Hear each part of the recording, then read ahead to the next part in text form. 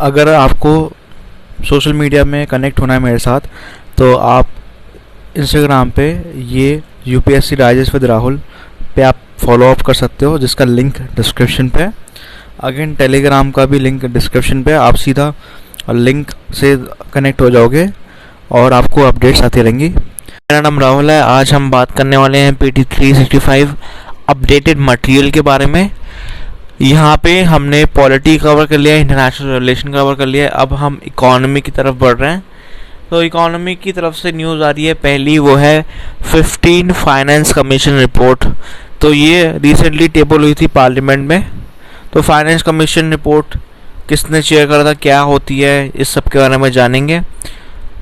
तो कमीशन जो है 15 फाइनेंस कमीशन, वो NK सिंह ने चेयर करा था। और रिपोर्ट का जो टाइटल था finance commission and Covid times. Commission ने सबमिट करा था 2 रिपोर्ट्स। पहली रिपोर्ट रिकमेंड करती है फाइनेंशियल ईयर 2021 और फाइनल रिपोर्ट 2021 से लेकर 2026 तक। तो 2 पार्ट में रिपोर्ट। ये पहली ऐसी कमीशन है जिसने रिकमेंडेशन दिया है 6 ईयर का, 2020 से 2026 तक का। यहाँ पे ये इम्पॉर्टेंट है कि जो टर्म ऑफ रेफरेंस है 15 फाइनेंस कमीशन का, वो डिफरेंट क्यों है प्रीवियस कमीशन से। पहला है फिस्कल कंसोलिडेशन रोड मैप। जो कमीशन है इसने पूछा था कि रिव्यू करे करंट फाइनेंस स्टेट और सेंटर का और रिकमेंड करे फाइनेंशियल कंसोलिडेशन रोड मैप का, ताकि साउंड मैनेजमेंट हो। सेकंड है इनडायरेक्ट टैक्सेशन सिस्टम हो। यहाँ पे कमीशन ने पूछा था कि हम एवेलुएट करें इम्पैक्ट ऑफ GST, जिसमें आता है need for payment of compensation for possible loss of revenues for 5 years, और अबॉलिशन करे क्या नंबर ऑफ सेस का कि नहीं करे। इसके अलावा थर्ड पॉइंट है मेजरेबल परफॉर्मेंस इंसेंटिव। ये बहुत ही इम्पोर्टेंट है क्योंकि यहाँ पे कमीशन ने पूछा था कि वो कंसिडर कर रही है proposing measurable performance based incentive states के लिए और एक अप्रोप्रिएट लेवल गवर्नमेंट के लिए, ताकि वो डीपन करे टैक्स नेट्स को, पॉपुलेशन कंट्रोल और पावर सेक्टर रिफॉर्म्स का। इसके अलावा यहाँ पे ये यूज़ कर रहा है 2011 का पॉपुलेशन अगेंस्ट 1971 पॉपुलेशन डेटा। ये कमीशन यूज़ कर रहा है पॉपुलेशन डेटा जो कि 2011 का है और रिकमेंडेशन बना रहा है। एक ट्रिकी पार्ट है क्योंकि यहाँ पे जो एक्टिव अपोजिशन था सदर्न स्टेट से, वो यूज़ कर रहा है 2011 का पॉपुलेशन डेटा। यहाँ पे यूनिक डिमांड्स क्या है, डिमांड्स में पहला है analysis the possibility creation of non lapsable defence fund, और सेकंड है कि प्रेजेंट अरेंजमेंट को जो फाइनेंशियल डिजास्टर मैनेजमेंट इनिशिएटिव है उसको देखें। इसके अलावा रिकमेंडेशन जो 15 फाइनेंस कमीशन रिपोर्ट ने दी है उसको उसमें मिलते हैं। पहला है वर्टिकल डेवोल्यूशन।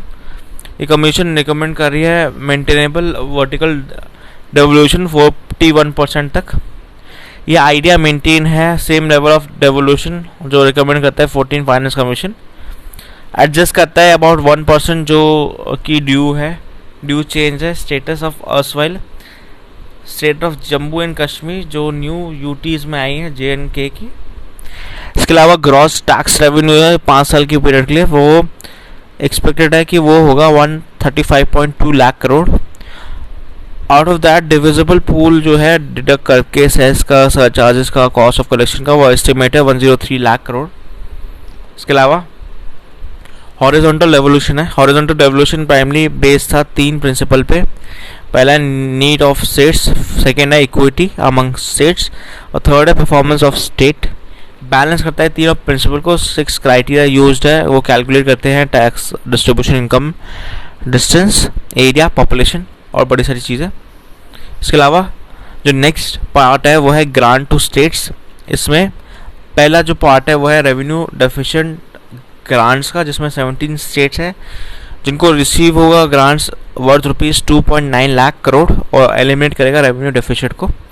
सेकंड पॉइंट है सेक्टर स्पेसिफिक ग्रांट्स मिलेंगे यहाँ पे जो कि 1.3 लाख करोड़ के होंगे और वो स्टेट्स को दिए जाएंगे for state like health, education, implementation of agriculture reforms. और उनका कुछ पोर्शन ग्रांटेड होगा परफॉर्मेंस लिंक्ड पे। स्टेट स्पेसिफिक ग्रांट्स की बात करें तो कमीशन रिकमेंड कर रही है स्टेट स्पेसिफिक ग्रांट्स जो कि होगा 0.5 लाख करोड़ का। ये दिया जाएगा सोशल नीड्स को, एडमिनिस्ट्रेशन गवर्नेंस को, इंफ्रास्ट्रक्चर को। इसके अलावा ग्रांट टू लोकल बॉडीज़ जो है वो टोटल ग्रांट्स जो लोकल बॉडीज़ को मिलेगा 4.3 लाख मिलेगा करोड़। उसका जो प्रोपोर्शन है वो ग्रांट्स टू परफॉर्मेंस लिंक पे भी जाएगा। Grants to local body other than health grants ये डिस्ट्रीब्यूट होगा अमंग स्टेट्स जो कि बेस है पॉपुलेशन पे एरिया में, जिसमें 90% और 10% वेटेज रहेगा रिस्पेक्टिवली। ऑल्सो कोई ग्रांट नहीं मिलेगा लोकल बॉडीज़ को आफ्टर मार्च 2024 अगर स्टेट कॉन्स्टिट्यूट नहीं करती, स्टेट फाइनेंस कमीशन और रिकमेंडेशन नहीं बाइंड होती तो। नेक्स्ट पॉइंट है डिज़ास्टर मैनेजमेंट, रिस्क मैनेजमेंट जो है कमीशन रिक्वायर्ड है कि उनको रिकमेंडेशन जो भेजी है वो है कि वो रिटर्न करें एग्जिस्टिंग कॉस्ट शेयरिंग पैटर्न्स जो सेंटर और स्टेट के बीच में है डिज़ास्टर मैनेजमेंट फंड के जो रिलेशन पे है। तो कॉस्ट शेयरिंग डिज़ास्टर मैनेजमेंट में कैसे रहती है, अगर बात करूँ नॉर्थ ईस्ट का तो 90% सेंटर देखता है और 10% स्टेट देखता है, और हिमालयन स्टेट का भी ऐसे ही है। अदर स्टेट की बात करूँ तो 75 सेंटर का रहता है, 25 स्टेट का रहता है। स्टेट डिज़ास्टर मैनेजमेंट फंड में जो कॉर्पस है वो 1.6 लाख करोड़ का होता है, जिसमें सेंटर 1.2 लाख करोड़ रुपये देता है। इंक्यूबेशन न्यू सिटीज़ का क्या होता है, यहाँ पे फाइनेंस कमीशन रिकमेंड कर रहा है कि 8,000 करोड़ स्टेट्स को दिए जाएंगे इंक्यूबेशन ऑफ न्यू सिटीज़, और ग्रांट 1,000 सिटीज़ को मिलेगा यहाँ पे। इसके अलावा जो फोकस है अर्बन ग्रांट्स पे वो मिलियन प्लस कंट्रीज़ को सिटीज़ को मिलेगा जो कि इम्प्रूव करेंगे एयर क्वालिटी और मीट करेंगे service level benchmark with solid waste management sanitation. इसके अलावा टोटल ट्रांसफ़र की बात करें तो यहाँ पे इंक्लूडिंग टोटल ग्रांट्स की जो कॉस्ट है वो 10.33 लाख करोड़ है, और टैक्स डेवोल्यूशन की बात करें तो 42.2 लाख करोड़ आ रहा है जो कि 41% है 103 लाख करोड़ का। एग्रीगेट ट्रांसफ़र जो स्टेट्स को होंगे वो एंटाइटल्ड है कि वो 50% उनको मिले ऑफ द डिवाइजेबल पूल 2021 से 2026 तक। टोटल ट्रांसफ़र जो है वो 34% एस्टिमेशन है ग्रॉस रेवेन्यू रिसिप्ट का यूनियन का। नेक्स्ट जो पॉइंट है वो है fiscal management and consolidation road map. तो ये कमीशन सजेस्ट करती है कि एंटायर जो सेंटर है वो कम करे फिस्कल डेफिसिट को 4% तक जीडीपी का बाय 2025 से 2026 तक। स्टेट्स की बात करें तो ये रिकमेंड करता है फिस्कल डेफिसिट लिमिट का, जैसे 4% है 2021 से लेकर 2022 तक, 3.5% है 2022 से लेकर 2026 तक। एक्स्ट्रा एनुअल बोरिंग वर्थ है 0.5% जीएसडीपी का, जो कि अलाउड है स्टेट्स को ड्यूरिंग फर्स्ट 4 ईयर्स, जो कि आपका पावर सेक्टर रिफॉर्म्स में आते हैं, जिसमें आता है पहला reduction in operation losses, second है reduction in revenue gap, third है reduction in payment of cash subsidy, और फोर्थ है रिडक्शन इन टैरिफ सब्सिडी जो परसेंटेज रेवेन्यू में होता है। इसके अलावा ये रेकमेंड करता है high powered inter governmental group जो कि रिव्यू करता है fiscal responsibility and budget management act. Second है रेकमेंड करता है नया FRBM एक्ट जो सेंटर और स्टेट के लिए होता है। नेक्स्ट पॉइंट है कि ये जो इन्वर्टेड ड्यूटी स्ट्रक्चर है वो इंटरमीडिएट करता है इनपुट्स, फाइनल आउटपुट देता है, प्रेजेंट जो होता है GST में वो रिजॉल्व होता है। रेवेन्यू न्यूट्रलिटी यहाँ पे रहती है और GST की जो रिस्टोर होती है, और ये कॉम्प्रोमाइज होता है सेवरल मल्टी रेट स्ट्रक्चर पे, और यहाँ पे सेवरल डाउन वर्ड एडजस्टमेंट होती है। इसके अलावा कॉम्प्रिहेंसिव फ्रेमवर्क जो पब्लिक फाइनेंशियल मैनेजमेंट के होते हैं वो डेवलप होती है। एक इंडिपेंडेंट फिस्कल काउंसिल है जो स्टैब्लिश होती है विद पावर्स जो एक्सेस देती है रिकॉर्ड्स को सेंटर और स्टेट्स के द्वारा। अदर रिकमेंडेशन की बात करें तो डिजास्टर मैनेजमेंट फंड जो है वो स्टेट और national level risk management mitigation fund के साथ लाइन करता है विद प्रोविजन जो डिजास्टर मैनेजमेंट एक्ट के हैं। डिफेंस मॉडर्नाइजेशन फंड ये भी एक सेपरेट नॉन लैप्सेबल फंड है जो मॉडर्नाइज करता है डिफेंस और इंटरनल सिक्योरिटी को। मेन ऑब्जेक्टिव है कि ये ब्रिज करता है गैप जो डिफेंस बजट का है और एलोकेट करता है बड़ी सारी चीज़ों को। कमीशन रिकमेंड करता है 1,000 करोड़ पर एनम जो कि अलोकेट होंगे fund for the welfare of the defence और CAPF के पर्सनल को जो जिनने सेक्रीफाइस कर दिया अपनी ड्यूटी। इसके अलावा हेल्थ की बात करो तो स्टेट इंक्रीज करेगी स्पेंडिंग हेल्थ पे, जो कि होगा more than 8% of the budget by 2022 तक। प्राइमरी हेल्थ केयर एक्सपेंडिचर जो है वो 2/3 होना चाहिए टोटल हेल्थ एक्सपेंडिचर का बाय 2022 तक। सेंट्रली स्पॉन्सर्ड स्कीम होनी चाहिए। थ्रेशहोल्ड जो है फिक्स रहता है, एनुअल एलोकेशन होता है CCS का, below which the funding for CCS should be stopped.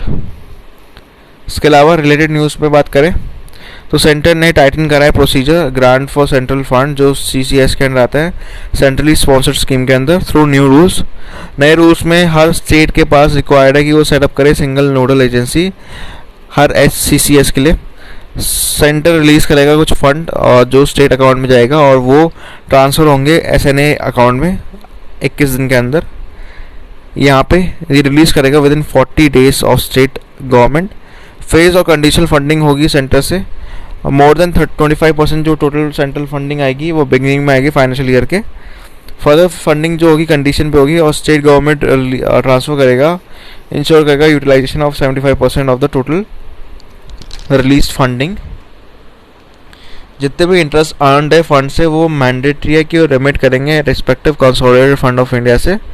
जितने भी SNA है और IE है वो मैप होंगे centrally run public finance management system पे जो ट्रैक और मॉनिटर करेंगे फंड फ्लो का।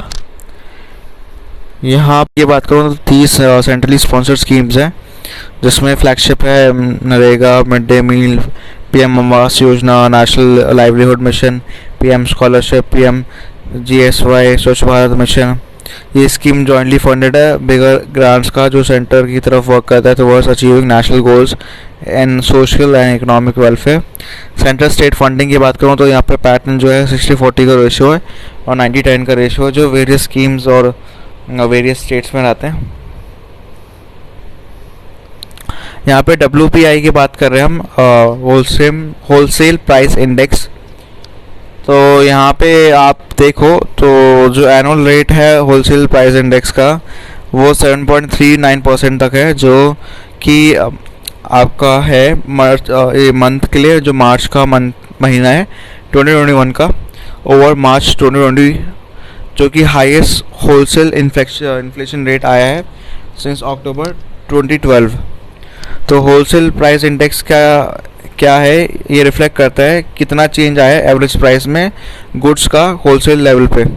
कमोडिटीज़ जो सोल्ड हो रही है, कमोडिटीज़ सोल्ड आउट होती है, गुड्स पब्लिक में होती है, पर यहाँ पे बिजनेस जो है बड़े बड़े जो बिजनेसमैन है वो खरीदते हैं।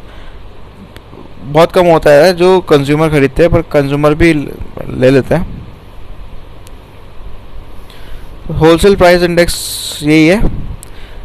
यहाँ पे ये कंसिडर नहीं करते प्राइस ऑफ सर्विसेज का, रिफ्लेक्ट नहीं करता कंज्यूमर प्राइस सिचुएशन कंट्री में। रिलीज़ किसके द्वारा करता है? इकोनॉमिक एडवाइज़र, जो कि आता है ministry of commerce and industry के अंडर। बेस ईयर इसका 2011-12 का रहता है और फिर बाद में रिवाइज हो गया था 2017 फ्रॉम 2004। कॉम्पोनेंट क्या है इंडेक्स जो है होलसेल प्राइस का, वो 697 कमोडिटीज़ का होता है जो 3 ग्रुप्स में बांट देता है। एक प्राइमरी आर्टिकल्स होते हैं, फ्यूल एंड पावर हो गया, और मैन्युफैक्चर्ड प्रोडक्ट्स हो गया। ठीक है, सिग्निफिकेंस की बात कर लेते हैं फिर हम इसका अच्छे से देखेंगे। ये डिफ्लेटर की तरह यूज़ होता है जो नॉमिनल मैक्रो इकोनॉमिक वेरिएबल में आता है, जिसमें GDP भी आता है। फिर इसका पर्पस ये एक्सकलेशन क्लॉज होता है जो सप्लाई करता है रॉ मटेरियल का, मशीनरी का, कंस्ट्रक्शन वर्क का।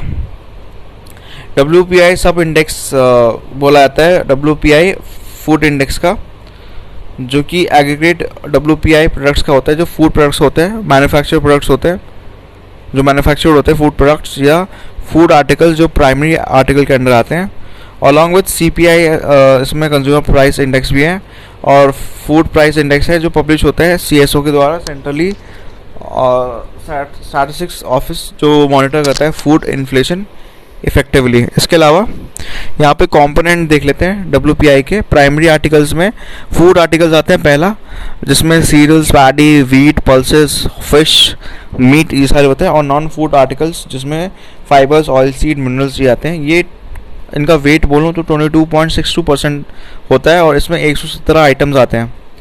फ्यूल एंड पावर की बात करें तो इसका वेट है 13.15%, जिसमें कोल, इलेक्ट्रिसिटी, ऑयल जैसे पेट्रोल, डीजल, एलपीजी ये सारे आते हैं। मैन्युफैक्चर का आता है यहाँ पे 564 आइटम्स। मैन्युफैक्चर प्रोडक्ट्स में टेक्सटाइल, अपीयरल्स, पेपर, केमिकल ये सारे आते हैं। फूड प्रोडक्ट्स में शुगर, टबैको ये सारी चीज़ें आती हैं। अब कंपैरिजन भी देख लेते हैं, पूछ लेते हैं। बेसिक कॉन्सेप्ट है WPI और CPI का। इंडिकेट्स की बात करते हैं। WPI चेंज होता है एवरेज प्राइस जो बल्क सेल होता है कमोडिटीज़ का first stage of transition. CPI का मतलब है जो एवरेज चेंज होता है प्राइसेस में रिटेल लेवल पे, और वो कंज्यूमर को पेड होता है। कवर्स की बात करें तो WPI में कवर होता है गुड ओनली, CPI थोड़ा ज़्यादा है, गुड्स एंड सर्विसेज दोनों कवर करता है। इसके अलावा बेस ईयर की बात करूँ, दोनों का बेस ईयर सेम है 2011 से 12 तक का। पब्लिश बाय दोनों अलग है। WPI का है ऑफिस ऑफ इकोनॉमिक एडवाइज़र जो ministry of commerce and industry के अंदर आता है। CPI का नेशनल स्टैटिस्टिकल ऑफिस आता है जो ministry of statistical and programme implementation के अंदर आता है। रीज़न क्या है सर्च का, मतलब कि बड़ा क्यों है प्राइसेस का? पहला है सप्लाई डिस्टर्बशन। पैंडमिक की वजह से लोकल लॉकडाउन और सप्लाई डिस्टर्बेंस की वजह से सप्लाई डिस्टर्ब हो गई है, जिसकी वजह से प्राइसेस बढ़ गए हैं। दूसरा है डेप्रिसिएशन ऑफ रुपी डेप्रिशिएट हो गया क्योंकि RBI ने बड़े सारे मेजर लिए हैं ताकि वो इंटरेस्ट रेट देख पाए गवर्नमेंट बॉन्ड्स पे, वो बहुत ही लो है। ऑल्सो जो FPI फॉरेन पोर्टफोलियो इन्वेस्टर्स जो है वो एडिशनल प्रेशर लगा रहे हैं रुपी पे, तो इसकी वजह से डिक्लाइन आया है एक्सटर्नल वैल्यू पे रुपी का, और इसकी वजह से इंपोर्ट पे भी आया है। पर्टिकुलरली क्रूड ऑयल, मेटल्स और एडिबल ऑयल एक्सपेंसिव हो गए हैं, तो इंपोर्ट भी महंगे हो गए क्योंकि रुपये की वैल्यू गिर गई है, तो इंपोर्ट भी महंगे होने की वजह से सप्लाई चेन भी डिस्टर्ब हो गई है। थर्ड रीज़न है कि प्राइस ऑफ कमोडिटीज़ तो बढ़ ही गए हैं, price of crude oil, petroleum ये सारे बढ़ गए हैं। आप देख सकते हो पेट्रोल के दाम 100 तक पहुंच गए हैं, ये सब पहुंच गए हैं, तो बहुत ही ज़्यादा ख़तरनाक सिचुएशन आ रही है। सेकेंड लास्ट पॉइंट है सीजनलिटी ऑफ प्रोडक्ट्स, जिसमें पेरिशेबल प्रोडक्ट्स है स्पेशली वेजिटेबल्स जो हाई इन्फ्लेशन पे होते हैं। लास्ट पॉइंट है अनरिलायबिलिटी ऑफ डेटा। शार्प राइज जो एनुअल रेट पे हुआ है मार्च से, वो एट्रीब्यूट करता है लो बेस जो डेटा का है फॉर मार्च 2020 जो कंप्यूट करा था विद लो रिस्पॉन्स रेट, और वो लूप साइडेड रिजल्ट भी दिखा रहा है। मंथ ऑन मंथ रहता है यहाँ पे मार्च 2021 over February 2021, rate of inflation 1.57 पे रहता है। इम्प्लीकेशन क्या है इसके? सिंपल इम्प्लीकेशन है कि इंक्रीज़ आया है रिटेल इन्फ्लेशन पे, हाई इन्फ्लेशन आ गया है होलसेल साइड पे, जिसकी वजह से स्पिल ओवर हो रहा है रिटेल लेवल पे। सेकेंड है पॉलिसी रेट कट। यहाँ पे WPI जो नंबर्स हैं आर नॉट RBI जो मेन मैट्रिक है पर्पस का सेट करता है मॉनेटरी पॉलिसी। शार्प स्पाइक की वजह से जो MPC है मॉनेटरी पॉलिसी कमेटी, वो प्रिकॉशनरी रेट पे देख रही है। यहाँ पे हायर इन्फ्लेटरी एक्सपेक्टेशन भी बढ़ रही है। एप्रीहेंशन जो दिख रहे हैं फ्यूचर इन्फ्लेशन, वो रिजल्ट हो रहे हैं पीपल का कि वो परचेज कर रहे हैं प्लान, और इसकी वजह से एक्चुअल करंट इन्फ्लेशन आ रहा है। यहाँ पे लास्ट जो न्यूज़ है वो है लास्ट जो पॉइंट है वो है dual pressure on economy. High inflation और रिसेशन की वजह से कोविड-19 की वजह से वीकन हो गया इंडियन इकोनॉमी, जिसकी वजह से हाई डिस्टर्बन आ रहे हैं, हाई अनएम्प्लॉयमेंट आ रहा है। नेक्स्ट जो पॉइंट है वो है बॉन्ड यील्ड्स।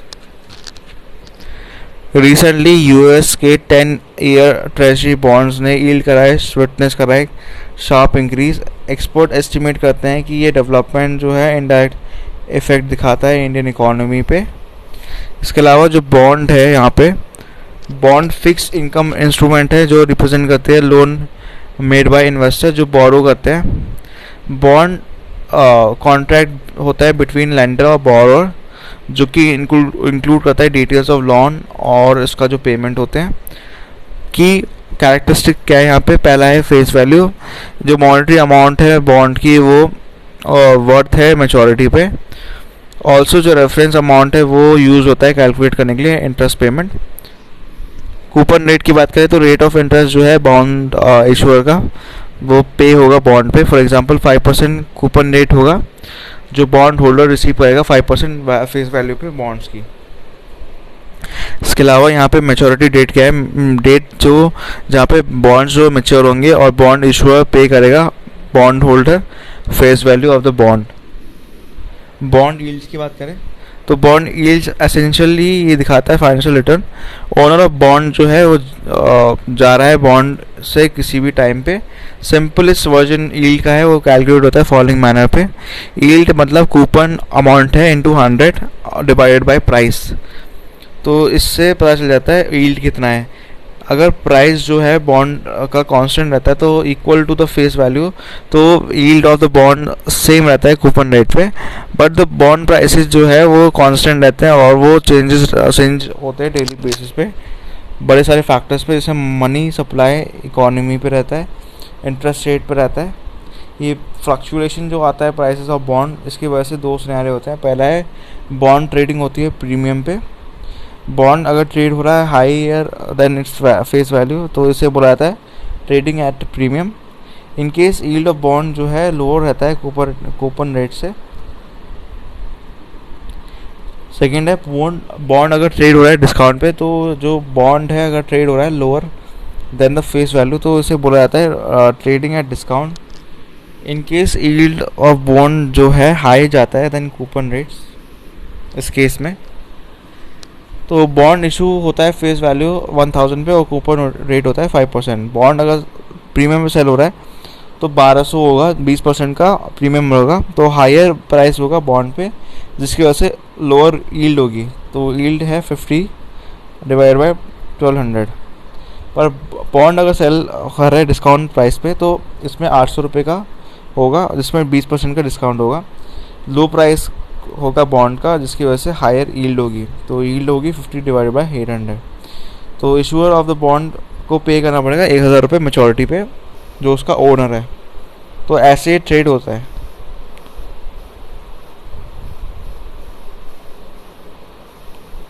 तो इसके अलावा यहाँ पे एग्जांपल से देख सकते हैं, जब बॉन्ड का प्राइस बढ़ता है तो यील्ड का प्राइस गिरता है। तो ये दोनों इनवर्स रिलेशन पे है, ठीक है। How bond yields interact with other की वेरिएबल्स, इकोनॉमिक वेरिएबल्स। पहला interest rate of monetary policy. Prevailing interest rate पे क्या होता है, मार्केट इनडायरेक्टली डिटरमाइन करता है मार्केट रेट ऑफ रिटर्न जो इन्वेस्टमेंट का रहता है। बॉन्ड यील्ड इवेलुएट होता है अगेंस्ट मार्केट रिटर्न। अगर फॉर एग्जांपल मार्केट रेट जो है वो 10% है और बॉन्ड कूपन का रेट 5% है तो इन्वेस्टर को बॉन्ड अट्रैक्टिव नहीं लगेगा और प्राइस डिक्रीज हो जाएगा।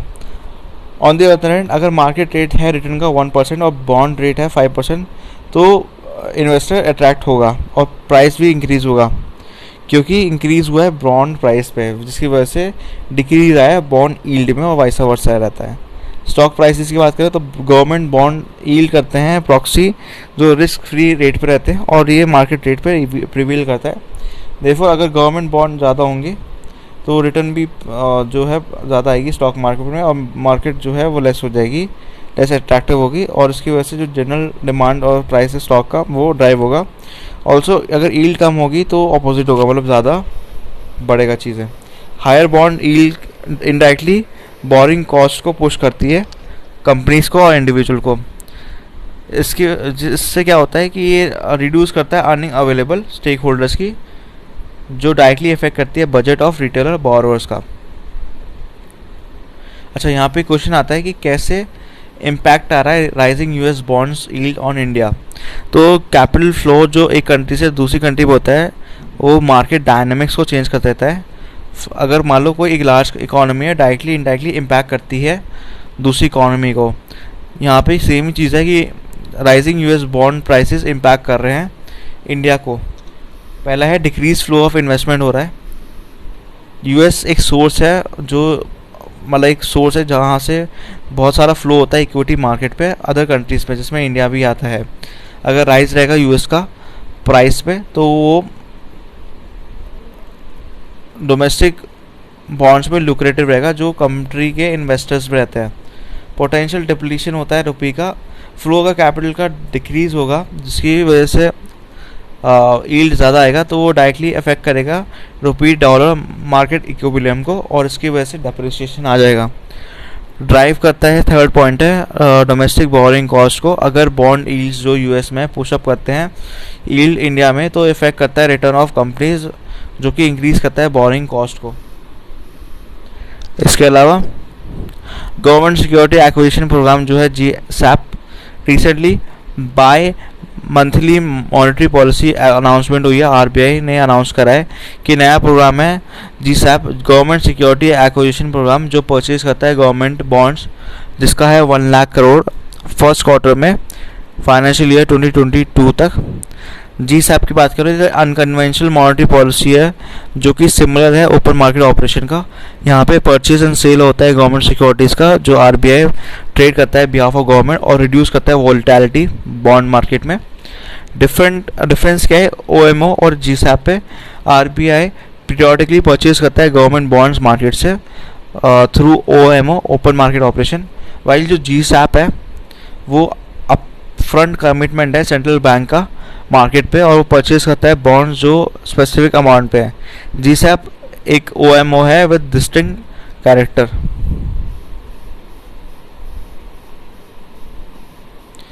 इसके अलावा 2 पॉइंट और हैं, 2 न्यूज़ हमारे पास और है, उसके बाद मैं यहाँ पे ही इसको ख़त्म कर रहा हूँ क्योंकि वीडियो बहुत ही लंबी हो जाएगी। फिर इसके पार्ट्स आएंगे, तो आप चैनल को लाइक शेयर सब्सक्राइब करना ना भूलना, क्योंकि ये इकोनॉमिक्स स्पेसिफिकली इकोनॉमिक्स थोड़ा बड़ा होता है।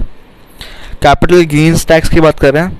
रिसेंटली फाइनेंशियल बिल जो है 2021 का, उसने प्रपोज करा है एक अमेंडमेंट आना चाहिए with respect to capital gains tax. तो इसका न्यूज़ में क्यों है, क्या है, ये समझ लेते हैं।